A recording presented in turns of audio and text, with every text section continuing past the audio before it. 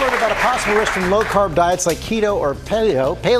A new study finds people on a low-carb regimen, I'm going to try and sit down here, are significantly more likely to develop a heart rhythm disorder. Jen Ashton is back with more on this. Pretty groundbreaking study. What can you tell us about? It's an attention-grabbing headline, George. And first, the caveat. This is a classic example of what we talk about all the time. Association, not cause and effect. But let me tell you about this study. They looked at almost 14,000 people, followed them for an average of 22 years, then had them fill out a food questionnaire about what they ate, and then followed them for how many developed a heart rhythm disorder, very common, called atrial fibrillation. And what they found is that the people on the low-carb diets were 18% more likely to develop AFib than those on a moderate carb diet.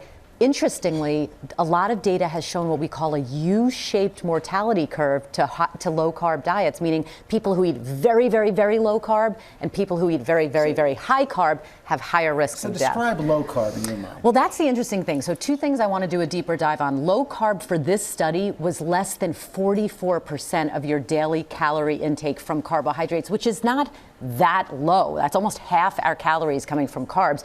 But when we talk about atrial fibrillation, what I want people to understand, because you hear about it, you see commercials about it, what this is, if you look at the anatomy of the heart, the upper two chambers of the heart, they get dilated, they beat irregularly, and then they get filled with blood. A blood clot can form there, and that can become dislodged and then cause a stroke. It affects about 2.7 million Americans. So again, not cause and effect, but an association. And it's a trade-off, George, because we talk about low carb. If that's effective in losing weight and therefore reducing risk of coronary heart disease, that might be worth it if you have to trade a little for the risk of AFib. And there are benefits to a low carb diet. Right. And so this is kind of a typical low carb or very low carb way of eating. So you do have some fruits and vegetables, but you have eggs, you have Greek yogurt, you have chicken, you have lean protein fish. And again, if you eat like this, for sure you will lose weight.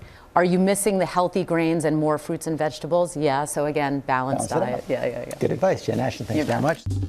Well, hey there, GMA fans. Robin Roberts here. Thanks for checking out our YouTube channel. Lots of great stuff here. So go on, click the subscribe button right over here to get more of awesome videos and content from GMA every day, anytime.